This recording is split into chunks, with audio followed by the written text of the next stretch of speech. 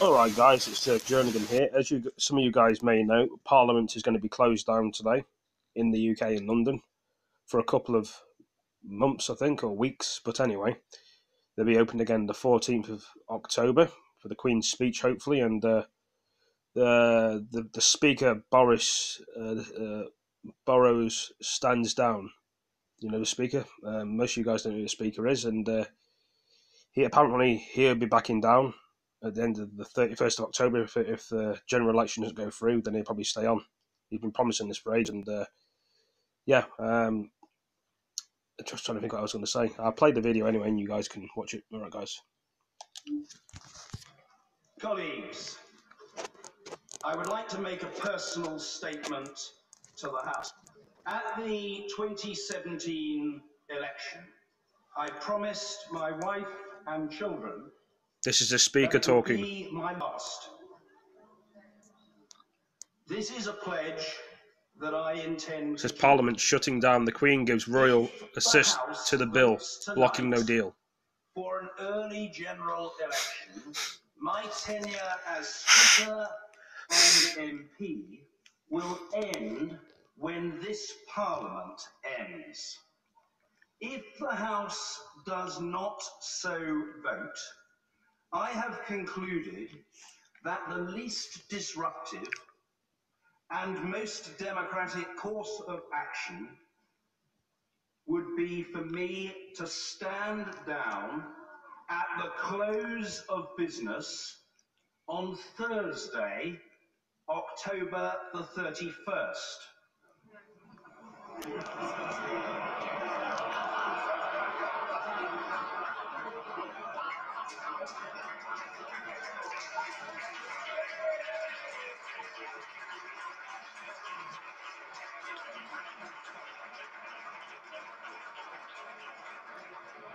Least disruptive because that date will fall shortly after the votes on the Queen's speech expected on 21st and 22nd October.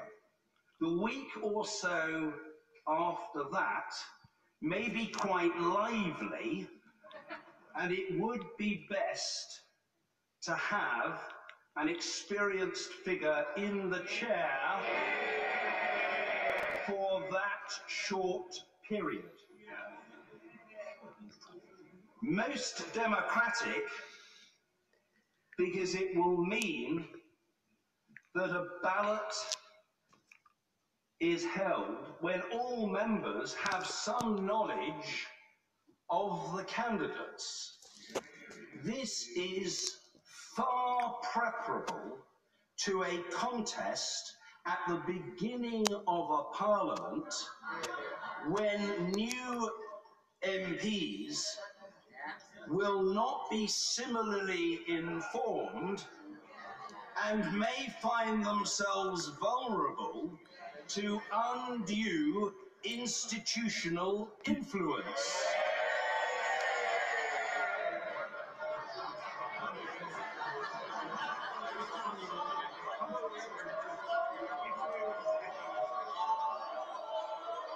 We would not want anyone to be whipped senseless, would we? Throughout my time as Speaker, I have sought to increase the relative authority of this legislature, for which I will make absolutely no apology to anyone, anywhere, at any time. To deploy a perhaps dangerous phrase, I have also sought to be the backbencher's backstop. I could not do so without the support of a small but superb team in Speaker's House, the wider House staff, my Buckingham constituents, and above all, my wife Sally and our 3 children, Oliver, Freddie, and Jemima.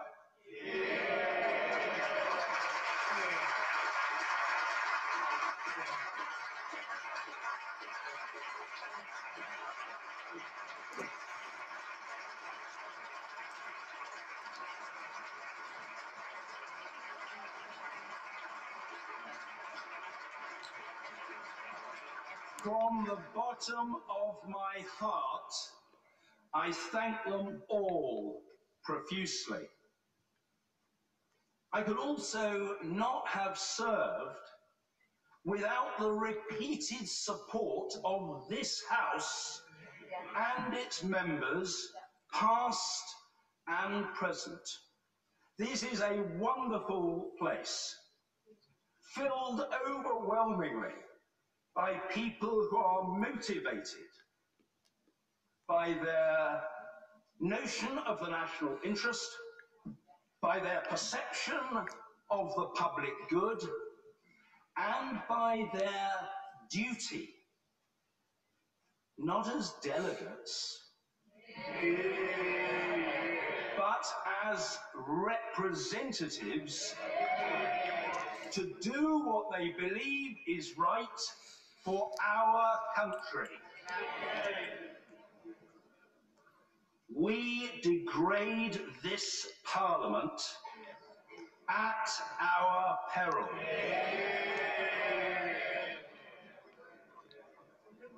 I have served as a Member of Parliament for 22 years and for the last 10 as Speaker. This has been, let me put it explicitly, the greatest privilege and honour of my professional life, for which I will be eternally grateful. I wish my successor in the chair the very best fortune in standing up for the rights of honourable and right honourable members individually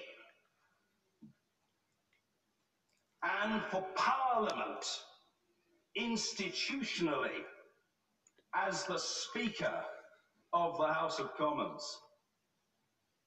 Thank you.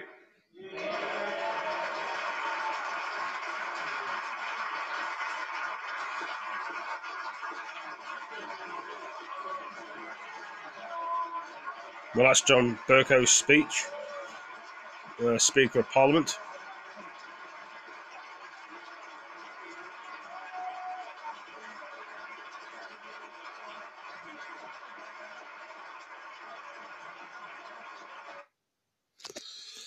Well, that went pretty well, as one would say.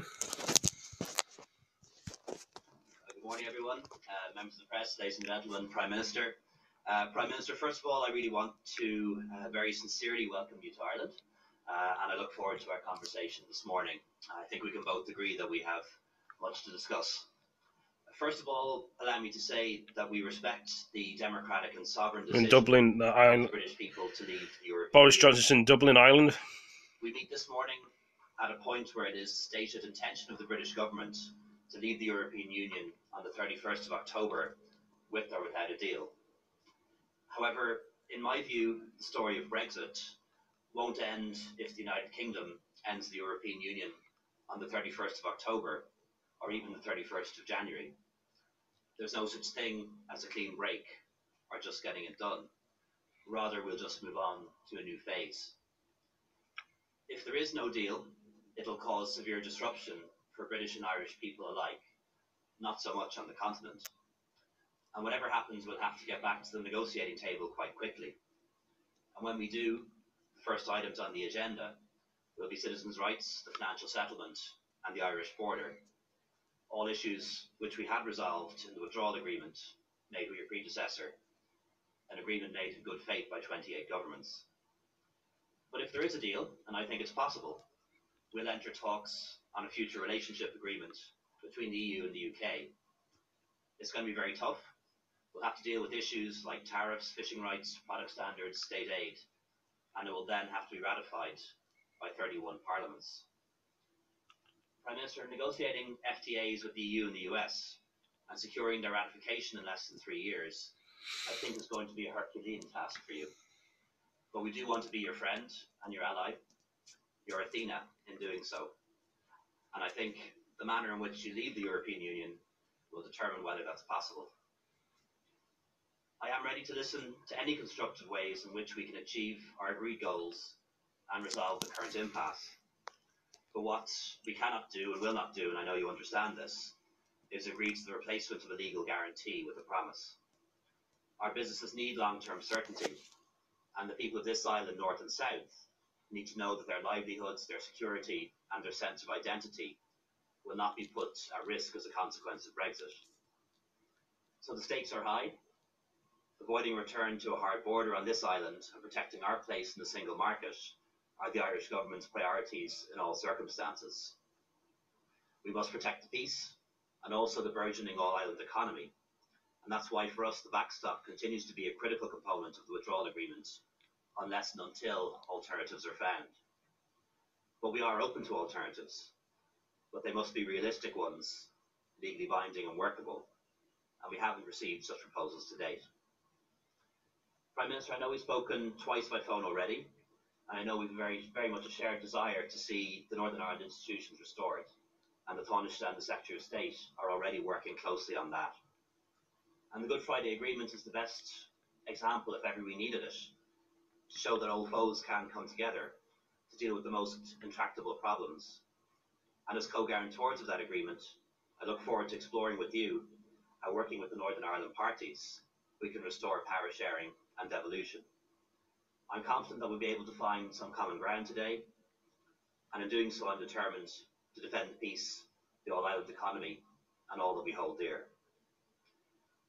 Prime Minister, I know that you're an admirer of the great Winston Churchill, as indeed am I, and you've written elegantly about him in your career.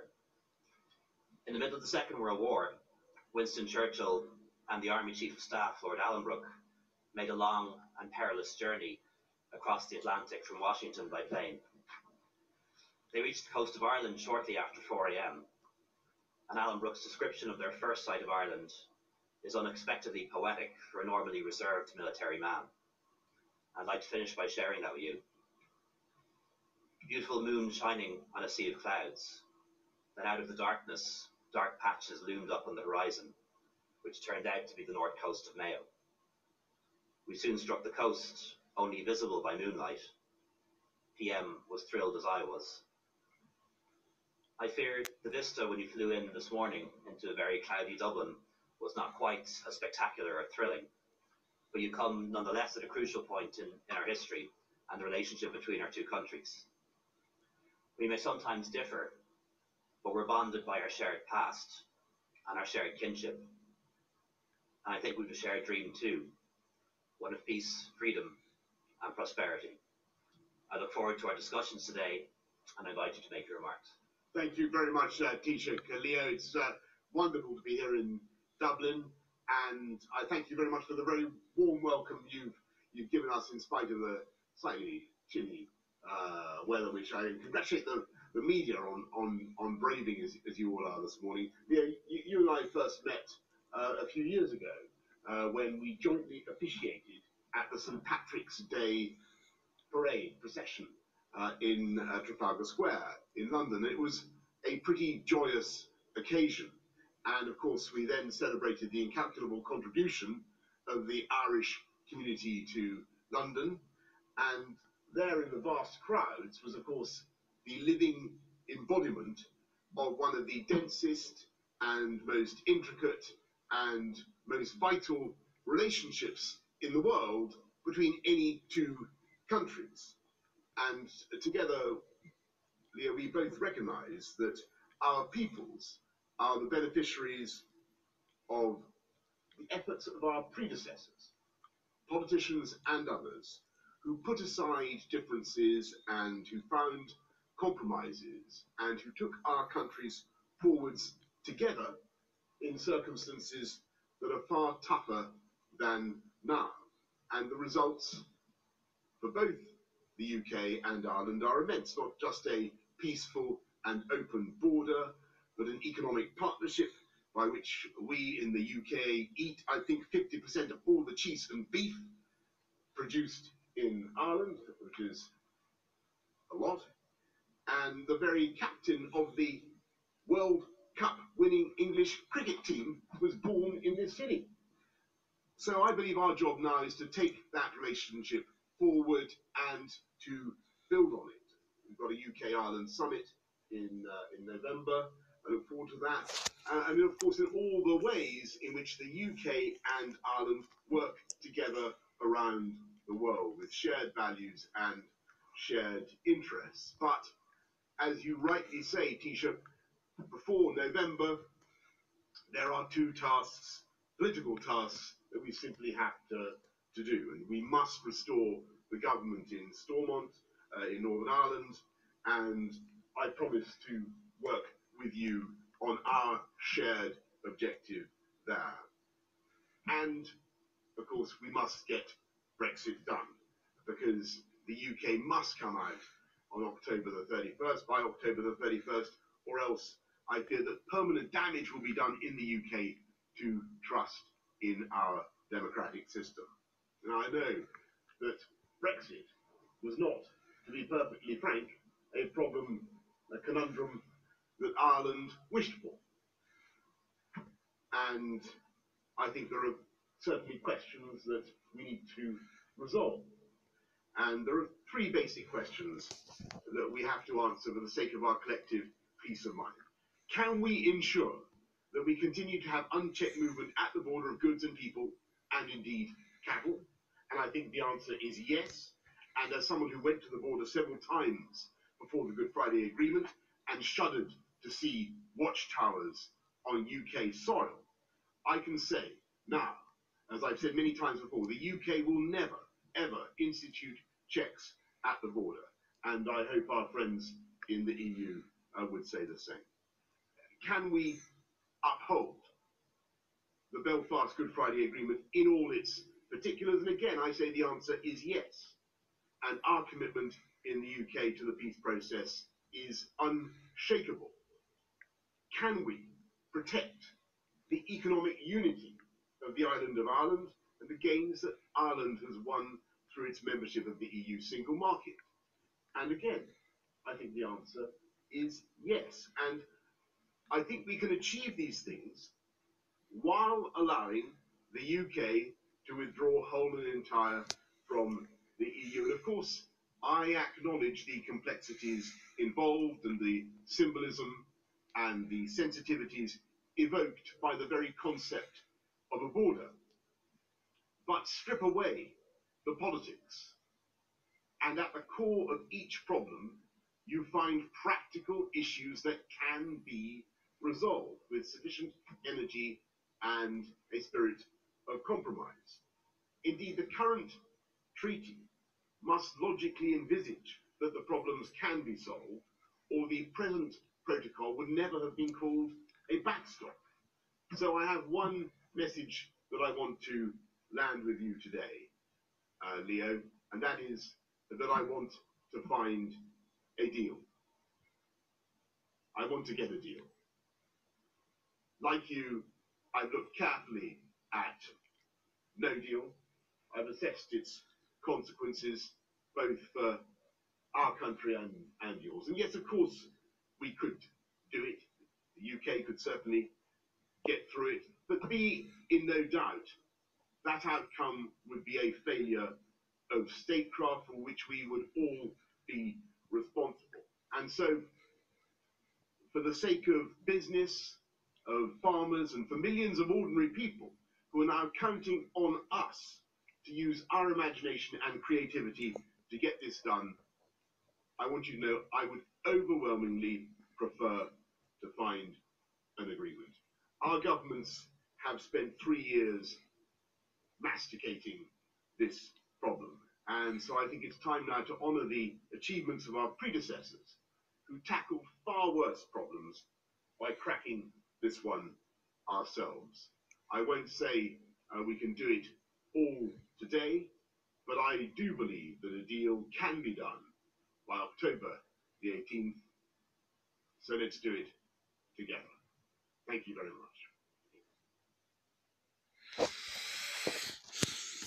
Well, members of the press, ladies and gentlemen, Prime Minister. I'll try and find some more videos, but... So now, after tonight, this is it for Parliament until October the 14th. As Downing Street confirmed, business will be suspended until then. If Boris Johnson gets his way tonight, that could be just a day before a general election, although his second attempt is just as unlikely to go through as the first. But right now, MPs are about to vote on an emergency motion that would force Dominic Cummings and other Downing Street advisers to publish all correspondence, including private emails, private messages about their plans for no deal and proroguing Parliament. Our political editor, Gary Gibbon, is with me now. What's going on there? Well, the opposition parties, we think in connivance with Tory rebels when the vote comes at the end of this debate, are trying to get their hands on an awful lot of juicy material which they think will massively embarrass the government and expose exactly what the government's been up to in terms of seeking a prorogation and maybe really not wanting a deal in Europe at all.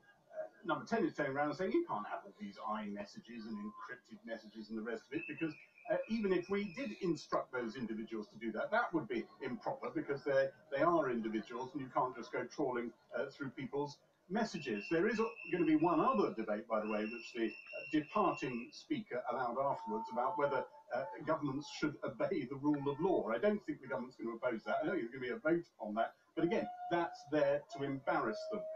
Whether they actually extract material at the end of it, these sort of emails and iMessages and all the rest of it is another matter, but they think they're scoring a point tonight by even raising the matter and winning a victory against them. But maybe when you look at the ledger in all of this, there's Boris Johnson winning a victory as well, because this place is shutting down as he wanted it to at the end of tonight, and probably in the wee small hours. And I think he'll think, even though he hasn't got the election date he wanted, at least he hasn't got to bother about this place for a while. In terms of that ledger I was talking about, the fact that Speaker is going, a man who has made life incredibly difficult for the government, quite clear that plenty of people in the government are delighted. The precedents that he has created here, the difficulties he's already created for the government, I think he leaves a lasting legacy, and one they're not easily going to escape from, even when they've seen the back of him. I think one of the things that you have to ponder in all of this is that the government's options seem to be reducing, though. They're not getting the date they wanted, they're not getting everything their own way, and does that mean that Boris Johnson, more than ever, needs to try and focus on getting that deal, which he says he wants to get in the middle of October at the European Council? As for how that is going, well, it all started with an early morning trip to Dublin to see the Irish tea shop, the Owen. Boris Johnson proclaimed in Dublin he was genuinely seeking a deal. Varadkar sounded like a man who had yet to be convinced. Eyebrows have been raised here at how long they've waited in Dublin for this face-to-face meeting. The visitors' book showed many have beaten him here.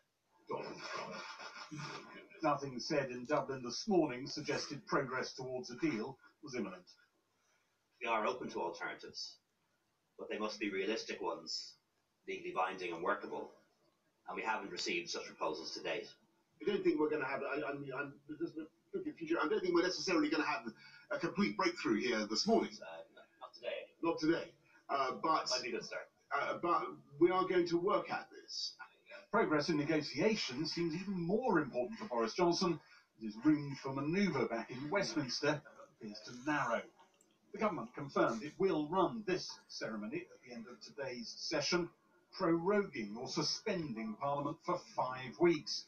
But other parts of the government's strategy are in trouble. Opposition party leaders on their way to talks with Jeremy Corbyn today. Boris Johnson is on the ropes. I mean, all of these desperate briefings coming out over the weekend as he comes up with more and more, apparently madcap ways of trying to avoid the law. All confirmed they would yet again combine forces tonight with Tory rebels to defeat Boris Johnson's attempt to call a general election on the 15th of October.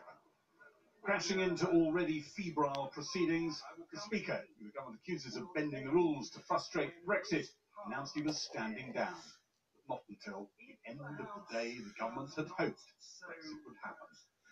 I have concluded that the least disruptive and most democratic course of action would be for me to stand down at the close of business on Thursday, October the 31st. Thank you. Opposition MPs stood to applaud his efforts. The government benches were almost completely silent. Then some Tory rebels, now deselected, joined the ovation. He promptly irritated the government even more and was heckled by a minister as he announced he decided to allow 2 votes tonight on emergency motions, including one that demands sight of every electronic communication number 10 aides have sent each other since they got to power. It's got nothing to do with the procedural propriety. Don't tell me, young man, from a sedentary position what I can and can't say. If you're not interested, leave the chamber. I'm not remotely interested in your pettifogging objection, shunted inelegantly from a sedentary position. The position is as I've described it, and quite frankly, young man, you can like it or lump it. Senior government figures are talking about the courts being dragged into this row, just as they were over the decision to start the Brexit process. This time, civil servants could also be dragged centre stage, refusing to help a Prime Minister who's deemed to have broken the law. The Cabinet Secretary, perhaps, ordered by the courts to sign the letter requesting a Brexit delay. Civil service can simply down tools and refuse to support the government. But my understanding is that there are exceptional circumstances in which the Cabinet Secretary can be called in to perform some duties on behalf of the Prime Minister if the Prime Minister is refusing to obey the law. Jason Stein was a special advisor until 2 days ago, attending the internal briefings by the man who has shaped Boris Johnson's hardline strategy, number 10 aide, Dominic Cummings. Is it a reign of terror? I genuinely wouldn't call it a reign of terror. What would you call it? They're stand-up for political geeks. I mean, some of them are extraordinary. I mean, I've seen him bouncing around the room. He stands there at the front, pacing, delivering his instructions at a frantic pace. To his credit, he's always happy to take questions. Does anybody really challenge him in that room? Is that the atmosphere? Not really. The government has won its battle to close down Parliament, hopes it's winning the battle for public opinion. It isn't getting the election date it wanted, and that, it knows, could mean a very different election result when voting day comes. Well, with me now is the former International Development Secretary, Rory Stewart, who rebelled, of course, and has now lost the Conservative Party whip. Isn't it very important that the government releases this information about no deal? Well, I'm very strongly against no deal, but I think that this particular move is worrying. I think getting into the private emails of advisors is something that, when I was the Minister and Secretary of State, I frequently thought was not a smart idea. It is important to be able to carry on the good business of government, so I have a slight technical disagreement with Dominic Grieve on this. So you don't agree with the WhatsApp messages and the emails, but do you want to see the government's assessments of the impact of no deal published? I'd love to see the impacts of no deal, but we know what the impacts are. I mean, I sat in Cabinet and saw those impacts. They're bad. No deal would be damaging for the United Kingdom, and it would be particularly damaging for farmers. It would be damaging for the automobile industry, which is why I voted against it. I don't really need an assessment to convince me again of the fact that no deal would be bad. Amber Rudd resigned, saying the work on getting a deal isn't being done. When Boris Johnson claims he's making progress, he's got a proposal, he's trying to get a deal, do you believe him? I think he's an optimistic person. I mean, I don't think that he's likely to get a new deal out of Brussels. I never have. I ran in the leadership saying the problem with this strategy is that he's not going to get a new deal out of Brussels and he can't get a no deal through Parliament. And so far, I'm afraid, that seemed to turn out to be right. But he is a very optimistic guy. I'm sure he's sincere when he thinks he can get a deal. But I can't see how it's going to happen. You would have seen in the discussion with the Taoiseach in Ireland today that they're very clear that only with alternative arrangements in place would they imagine getting rid of the backstop, and those alternative arrangements have not been produced. Right, so what about you as a group of independents? Are you voting generally as a bloc? Are you planning to work effectively as a party? We will vote very consistently against the no-deal Brexit. We stood on a manifesto, actually as Conservatives, that said that we were going to have an orderly exit from the European Union. So we feel, all of us, bar one, are ex-ministers, many are ex-cabinet ministers, we feel that it would be an irresponsible, unnecessary, damaging thing to do. But in other regards, we're loyal Tories, and we will be generally supportive of education policy, policy towards police, domestic policy in general. Right, but you said tonight that you're opposed to Dominic Reeve's motion tonight. I mean, are you a rebel within a rebel group? Yes. I mean, is the rest of the group all voting with Dominic Reeve? No, I think on this issue you'll find we're divided. Some will abstain, some, like me, will vote with the government, some will vote against. This is not an issue on which we have a whip. Now, you've also said that you're not going to join the Liberal Democrats. Is that just for now, or is that forever? I can't see myself becoming a Lib Dem because I'm in a very unpopular position, but I'm somebody who believes in compromise. In fact, I have been arguing throughout that the reason why we need a soft Brexit is that we need not to get into the full Remain no-deal debate. That I think that would divide this country for 40 years. The Lib Dems, for perfectly honourable reasons, are committed to a second referendum and to Remain. And I'm worried that if we do that, you alienate half the population, just as if you do no deal, you alienate half the population. So I'm trying to get a compromise. The government are saying if you want to stop no deal before October the 31st, your chance is to have a general election on October the 15th. Why are you not going for that? Well, I'm trying not only to stop no deal, but also to try in a small way to save the Conservative Party and the centre ground of the Conservative Party. If we were to hold an election now, the Conservative Party would go into that without MPs like myself or the other 22, tied up with Nigel Farage and going for extreme policies that I'm afraid we would regret. And I think in the end... The Conservative Party would win. I mean, you know, it wouldn't have an existential threat, would it? Well, I think it's a threat to our system. I think it's important that we don't end up with Trumpian politics in Britain. Because we have a first-past-the-post system, we're always going to have these two big parties. And we need to fight for them to be broad churches. We need to make sure the Conservative Party has centre-ground people who are arguing for liberal, progressive policies, socially liberal policies. And I'm worried that if you become a version of the Brexit Party, then we are going down a Trumpian path. Boris Johnson, thank you very much indeed. That's the division bell. I guess we're going off to vote with the government. Thank you very much. Right, over to John. Well, now, the Irish government is adamant tonight that a backstop arrangement for the Northern Ireland border is an essential part of any Brexit agreement, unless a viable alternative can be found. Leo Varadkar has also repeatedly declared that the people of Ireland, north and south, will not let their peace and security be put at risk. Our correspondent, Andy Davis, is in Dublin. Here's his report.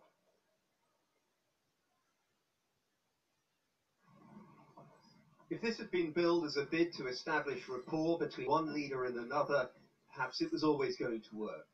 Boris Johnson even remarked how well behaved the press were on his arrival. Do you still think that it's like crossing from Camden to Islington? Before later rolling his eyes when one of them mentioned his widely lampooned comments last year, placing the Irish border challenge in the context of London borough boundaries.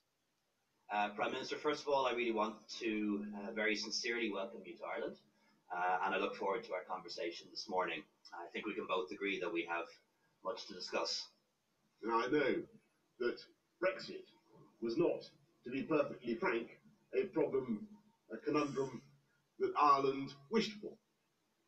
The diplomatic niceties flowed, but this is a crisis in urgent need of more than just political reform.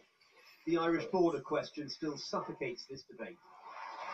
Ireland insists a legal guarantee, the so-called backstop, is needed to keep it frictionless. Downing Street claims that could keep the UK bound by EU customs rules. Deadlock. Beneath the gaze of another old Etonian today, the Anglo-Irish alchemist and philosopher Robert Boyle, came an insight into Boris Johnson's latest creative thinking. The concept of the unity of the island of Ireland sanitary and phytosanitary purposes. In other words, an alternative deal to the backstop, which would include keeping Northern Ireland and the Republic aligned in the agri-food sector post-Brexit. Quite a few cranes on the horizon, sign of a healthy economy. There are 123 cranes on the horizon today. Of an organisation representing Irish businesses make of this latest proposal from the UK government? I think alternative arrangements can't just be sector by sector. So while there is a lot of positive argument in using agriculture as the vanguard for this kind of deal, it won't be enough to satisfy the preservation of the single market. And for Irish business, preservation of the single market is actually really important. A view which finds significant political support here, not least from Sinn Féin, who had this to say, having heard Boris Johnson declare there was still time to find a deal. How do you view Boris Johnson's government's attitude towards Northern Ireland, to the Republic of Ireland? I think it's despicable, frankly, utterly despicable. I think they adopt an approach that is, frankly, ignorant and overbearing. What's your evidence for their lack of interest? Well, my evidence is beamed into my front room, sadly, from the House of Commons when I turn on my television, and I see the kind of arrogant disregard, as though we were an afterthought. We are not an afterthought. In the centre of Dublin today, we encountered little appetite for the Irish government to change its Brexit border policy. Do you think the Irish government should be softening its stance on the backstop? Absolutely not. No, I don't see any scenario where we could go back to a hard border on the island of Ireland. I don't think it can be watered down now. I absolutely agree. No, not at all. I think we have to stick to our guns. It has to be. It's too important. So it is. Positive and constructive is how the two governments summarised today's meeting, but significant gaps remain, they stated. Thanks, everyone. Thank you. A day for handshakes, not breakthroughs, then, as predicted. Well, earlier I spoke to the Irish Finance Minister, Pascal Donoghue. After the British government said it was making progress in the talks, I asked him whether they are in negotiations with the UK over any specific proposal. The only people who negotiate with the British government on behalf of Ireland are the European Commission. Today, the European Commission have indicated that no detailed new proposals have been tabled. But I think given that, that's why the meeting between Prime Minister Johnson and the Irish Prime Minister David Taoiseach is so important, because it provided an opportunity for two heads of government to discuss the issue and see if there's a common understanding of the issue and a way forward. And do you think there is something over which there could be a deal? What is it? Oh, I think an agreement is always possible in political life. I mean, the views of the Irish government in terms of our need for the backstop are well known. But I think with the time that is available, with engagement between the British government and the European Union, there is possibility for agreement. And is that compromise turning the backstop into a Northern Ireland only backstop? Clearly, the idea of a Northern Ireland only backstop did feature in an earlier phase of the negotiations in relation to this matter and could play a role in moving this issue forward. The Northern Ireland backstop that is focused on the issues on the island of Ireland would clearly deliver the regulatory alignment and would clearly deliver the commitment to all aspects of trade and engagement on the island of Ireland that is vital for the Irish government and for many in Northern Ireland. If no deal goes ahead, if there is no agreement, how sure are you that the European Union won't then put checks between Ireland and the rest of the European Union? Well, firstly, what you're referring to there, I'm sure, is the fact that the European single market is something then that the European Union would look to protect. But that European single market is an Irish single market. So far be it from something that we will be made to do. Before the summer, we published a Brexit update to inform our economy on where we are. And we said in a no-deal setting, there are things that we would need to do on our island to ensure that, for example, somebody buying Irish lamb will continue to know that it was lamb that was reared and slaughtered in Ireland in accordance with our standards and the standards of the European Union. So where are those checks going to be?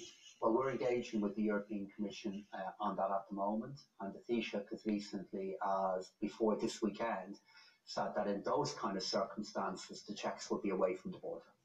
See, I mean, a lot of Brexiteers will hear that and say, well, if they can do that, then that's the answer. There is no problem with the Northern Ireland border. They can do all their checks away from the border. They can preserve, they can pass on the problem of the integrity of the single market to Ireland. And so, and then it's not our problem, just get on with it. So I'd unpack that particular sentence, because what they're claiming is they can pass on the integrity of the single market to Ireland. We're not the ones leaving the European Union. We have not made that decision. We're in it to stay. The European Union is an integral part of how we realised our political freedom and our economic progress. And in any of the scenarios we're talking about, as indeed your questions have illustrated, those kind of scenarios in a no-deal setting are ones that are very difficult for trade in our island. They're ones that will raise very difficult issues regarding our engagement with Northern Ireland. We want to avoid all of that happening, which is why the principle of regulatory alignment and why the backstop is so important. Any of the so-called alternative arrangements are ones that are really inferior for our country, raise issues for our economy, and raise issues for our engagement with Northern Ireland. We don't want that to happen. And my question back to the Brexiteers, with respect, but I hope with clarity, is that if they believe alternative arrangements are possible, and if they believe they can play a role in resolving these difficulties, and we only see the backstop as being an insurance policy, then why not ratify the withdrawal agreement? And then why not, within the withdrawal agreement, use that as the space to scope out what these alternative arrangements could be, which of course we have indicated we would be willing to look at. Pascal Donoghue, the Irish Finance Minister, talking to Krishnan earlier. Now, the former Prime Minister here, Gordon Brown, has said MPs should be debating what he called the devastating consequences of a no-deal Brexit, instead of being suspended at the end of tonight. Mr. Brown called upon Boris Johnson to respond to a series of concerns on what would happen to essential food and medical supplies from Europe in the event of no deal. Well, today, Cabinet Ministers have been giving more evidence to select committees in response to claims by experts about the impact of no deal. The British Retail Consortium warned a no deal would affect fresh food, its availability, shelf life, and potentially cost, as trucks would be subjected to customs checks on the French side of the border. The consortium also warned the end of October is probably the worst time to face a no-deal Brexit, with warehouses already full to capacity with Christmas stock. And the former head of Brexit border delivery at HMRC warned that about 50% of trucks could turn up at Dover or Calais without the right paperwork for export, and that French authorities had warned that they could be held for up to 8 hours while this was sorted out, whilst in recent weeks concerns over availability of drugs and the negative impact on the NHS have also been raised. Well, today, Environment Secretary Zabilios responded to MP's question as to whether there would be delays transporting food into the UK from the EU. In the event that we do leave without a deal, then a huge amount of effort is going into ensuring that the Dover-Calais route keeps flowing. So your question assumes essentially both of those have failed. The exact impact on prices is hard to say, but we have acknowledged that it may be that if there are significant delays on the Dover-Calais route, that there will be more limited choice in relation to some fresh foods. And therefore some fresh foods will be harder to get hold of than they normally are. But we have a very resilient food supply chain. 50% of what we eat in this country is produced here.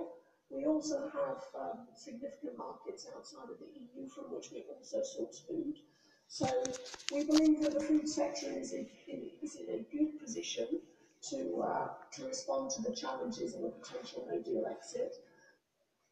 Well, here in the central lobby of Parliament, we are actually waiting for the result of the vote on the motion proposed by Dominic Grieve. Now, that is asking for the government to publish all its no-deal assessments, but as on top of that, it's asked for a load of private correspondence, emails, WhatsApp messages, other messaging app messages from a load of sort of close government officials regarding no deal and other members of Parliament. And the result of that vote is due in a couple of minutes. But with me while we wait for that are two MPs who've already voted, former Labour MP Luciana Berger, who's recently joined the Lib Dems, and the Conservative Nigel Evans. he's very much with the government. And how important is this vote, Luciana Berger, and which way do you go? This is an absolutely critical vote today, and I expect us to win the vote, hearing the contributions that we've seen in the chamber.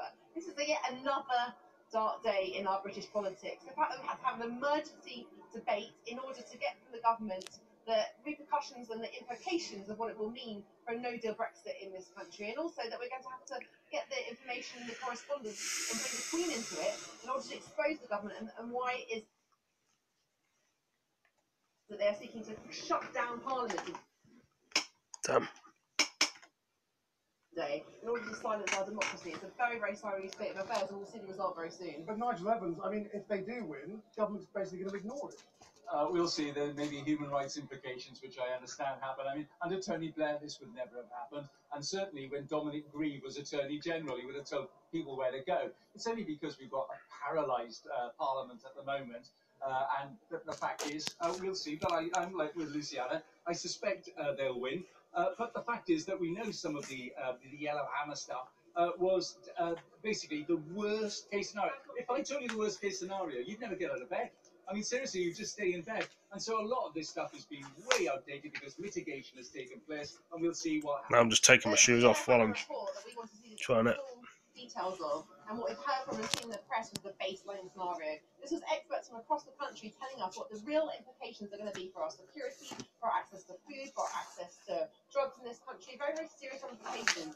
We live in a parliamentary democracy, and on behalf of the people that we're elected to represent, this is about people's livelihoods, their ability to keep their jobs and to provide for their families. I think it's only right that we should see all of the details. To be honest, it's Project Fear on steroids, except, of course, after we leave the European Union, we won't be able to get the steroids, according to Luciana. Do you accept, Nigel Evans, now that you're not going to be leaving the European Union at the end of October? No, I do not. And the Prime Minister... Well, it doesn't really matter. All it says is, unless we get a deal, then it's going to force the Prime Minister to go back to Brussels. I'm more optimistic than you are. We never know. You know, they were talking today, the Taoiseach and Boris Johnson in Ireland about other facilitated measures. I mean, actually, I thought some of the language coming from Leo Varadkar was a little bit more positive, a little bit more flexible than we've had before. If the Prime Minister, by some miracle, comes back with some sort of deal that involves a withdrawal agreement rather than no deal, are you definitely against it now that you're lived out? Well, I'm part of a party. Any deal you're against? I'm part of a party that is standing up for this country and standing up for the implications of what Brexit will mean. First and foremost, our job today is to stop a no-deal Brexit. Let's be very clear: we've got a Prime Minister that wants to round through a reckless no-deal Brexit. But yes, of course, I want to stop Brexit. You will vote Brexit. against any deal. That's what I've done so That's far. the policy. Despite the referendum result. That's what I've done so far. Because there's no better deal than the one we've got already. And actually, what we want is to take it back to the country with the people's vote. Let the people decide. Because an election is not going to solve anything. This is wonderful. This is Luciana now joining basically an openly Remain party. That's fine. So, but to be honest, it wasn't really much of a step to go from the Labour Party under Emily Thornberry, which is to negotiate a new deal, put it to the country in a confirmatory referendum, where Emily Thornberry and the Labour Party are then going to campaign against their own deal. Yeah, I actually said that, and that is the policy of the Labour Party at the moment. Bonkers. But Nigel Evans, I mean, you've been a long-standing parliamentarian. 28 years. You've been a deputy speaker like of this House. You know how important democracy is. Yes, are you not a little bit uncomfortable with the way your Prime Minister has behaved? No. With regard to the prorogation of Parliament, with regard to telling people the real reason for that. Do you know what I'm really more uncomfortable about? Is that we gave the people of the country, via this Parliament, the vote in a referendum, and 3.5 years on, not only have we not delivered that, but we've got people like Luciana and a load of people on the Labour benches who stood in a general election in 2017 saying they would deliver Brexit, giving them the impression it was going to be, you know, the Brexit of the people. Here's the result. Here's the result. You're so convinced that Here's the result.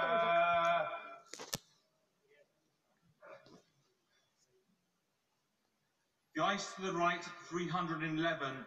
The noes to the left, 302. So the ayes have it, 311 to 302, and that means that Dominic Grieve's motion has been carried, and that says that MPs are instructing the government to release this information, Luciana Berger.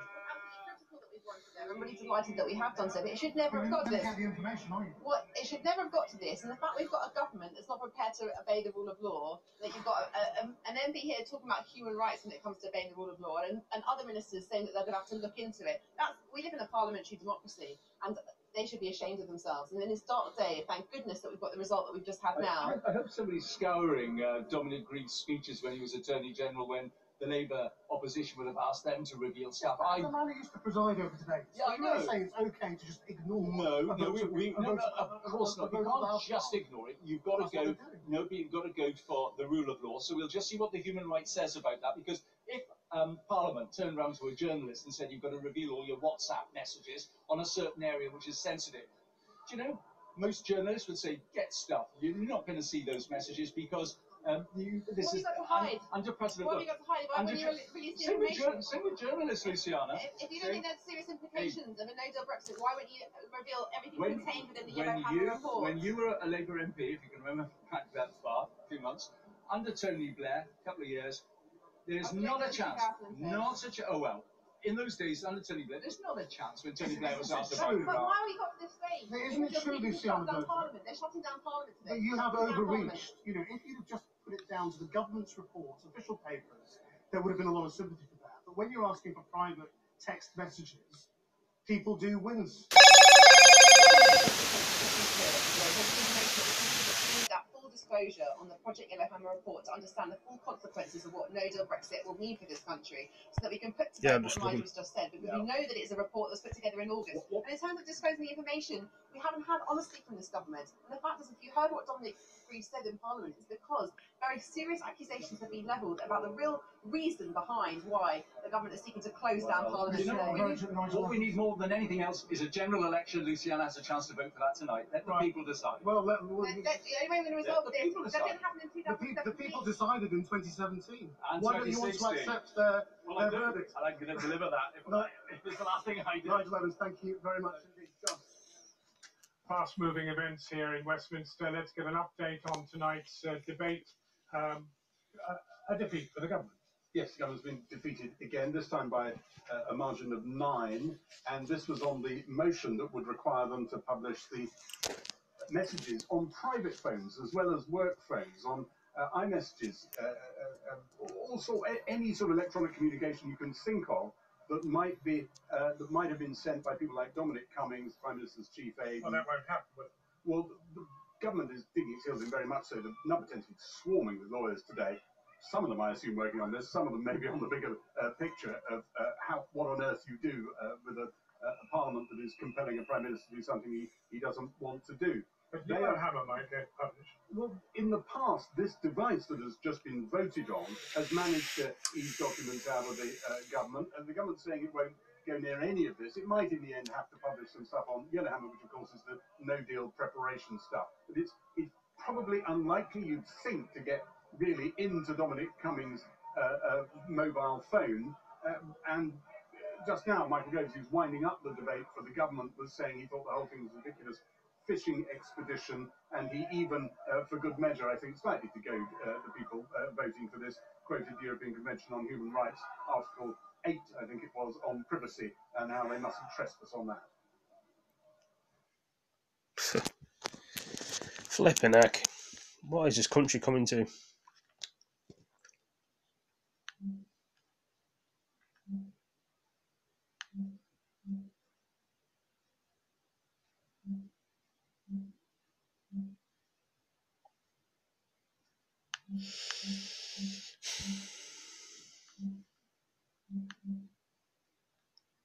Well, guys, I hope you all enjoyed this broadcast. I shall catch you all in the next one and live stream. Thank you for joining me, and yeah, see you in the next one. Peace. There goes peace.